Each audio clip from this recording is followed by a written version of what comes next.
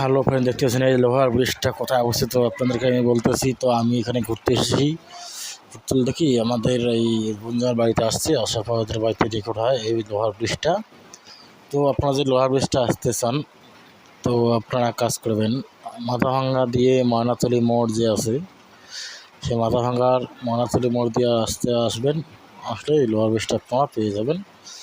ঠিক আছে, নদীর উপরে লোহার ব্রিজটা আছে, দেখতে সুন্দর। এখানে অনেক সেলিব্রিটিরা আসছে, যেমন উজ্জ্বল দাস আছে, অনেকেই এসে এখানে টিকটক ভিডিও করছে।